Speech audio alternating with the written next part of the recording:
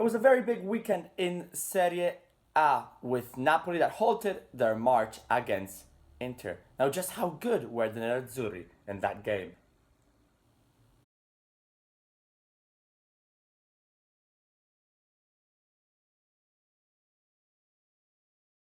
Now, it's a question that in Italian media we've seen around for the past couple of days. Were Inter actually better than Napoli in the face-off at the San Paolo? Well, it's difficult to say. Of course, Napoli were the ones who played the ball a bit more. They seemed slightly more aggressive, slightly more in control, and that is the key. Of course, Napoli being at home, having won 8 games out of 8, having done a decent performance against Manchester City. Well, obviously they had all the favors in terms of the team that was expected to win. But of course, Inter's game in the 90 minutes seemed even better than Napoli if you consider the expectations behind the Nerazzurri. The Nerazzurri that played almost at the same level as Napoli, leaving the main control of the game to the Partenopei, but reacting, responding, tackle after tackle, pass after pass, having their chances as well. Had Inter scored, it would have been interesting to see how Napoli would react to a difficult situation. Of course, neither side actually found a goal. And this says a lot about how both coaches, Maurizio Sarri and Luciano Spalletti, care about the defense. It's a good point for Napoli because Inter have been a very difficult team to face for anyone so far this season. They had only drawn 1 game against Bologna and still haven't lost. So it's a good point for the Partenopei, who maintain their distance. They're on 25 points at the top of Serie A. And it's of course a very good point for the Nerazzurri, who showed that their win against Milan in the derby wasn't just a random last minute victory like it seemed at points, but it's a team that has found some consistency. And now, of course, it is to see if they can maintain it until the very end.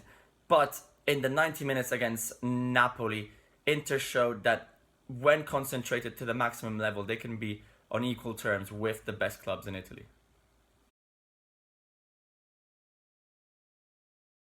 And if on the one hand we have Inter being very happy, the other side of Milan, AC Milan, are very, very sad. And the question that has been popping up recently is, should Vincenzo Montella go? Now, of course, we've been already asking ourselves here on Forza Italian Football before the past week, before the derby even, if it was time to get rid of Montella and change him with someone else. One of the names that has popped up in recent hours is Paulo Sousa, so from a former Fiorentina man to another former Fiorentina man. But the truth is, well, what can someone change right now, looking at Montella's side so far?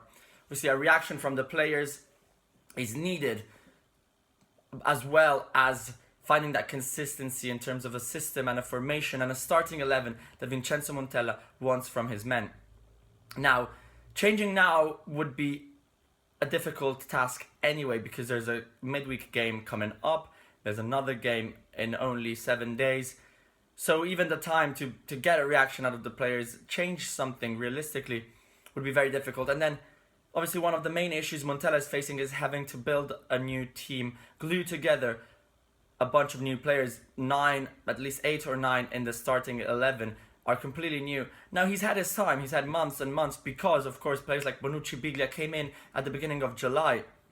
Now, having said that, though, bringing in a new coach would mean you'd have to give him the time, those 2-3 months that Montella has already had, to glue the team together. What would that mean? You end up in February, when you start getting results, that it's too late. And Milan need results now. Of course, the Champions League is an absolute need. They cannot come to the start of next season without Champions League football in terms of the money that the club needs. And of course, even for the prestige, and that goes without saying when you're talking about the Rossoneri and their past experiences in Europe. Now, from what we've seen recently in the game against AEK Athens, and of course in the draw, the 0-0 draw with Genoa, well, there's a coach that needs changing, of course. If you look at the derby where AC Milan had a reaction in the second half, almost got a draw, out of it, well, in that case, there's a team that is following the manager, and you can see that there's something there trying to unlock itself and come out, and that's the potential this team has if you look at the names of the players. Now, the other issue with Montella is he seems very nervous and starting to lose his patience, as in the same way the club in recent interviews they've clearly said that the time is running out for the former Fiorentina manager, and now we're getting into a time where of course results are needed, and as we said, of course, if Montella is not to get a reaction soon, well, it might be too late.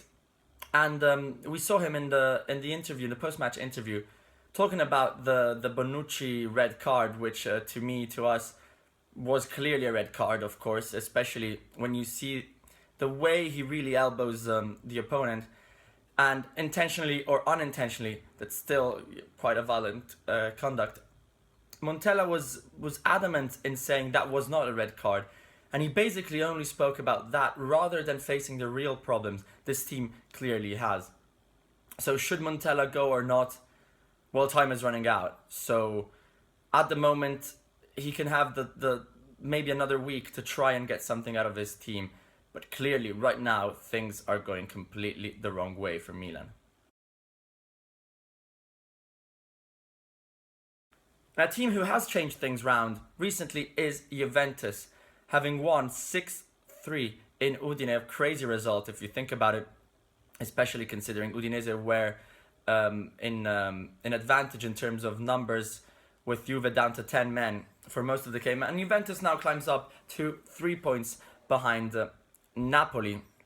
Of course, the real reason behind this victory being so important is that Juve had slowed down recently, and we saw a reaction after the home loss to Lazio that resembles the ones against Sassuolo 2 years ago, against Fiorentina last year, whereby Massimiliano Allegri's team really picked up what it left before the defeat and restarted. And that's what got the last Scudettos really, and the Champions League finals to Juventus. That kind of reaction, that character, that personality. And Daniele Rugani, who scored in the game, said it clearly after the match was over. He said, well, we showed character, we showed something, an ability to react after going down to 10 men, after getting Udinese to equalize.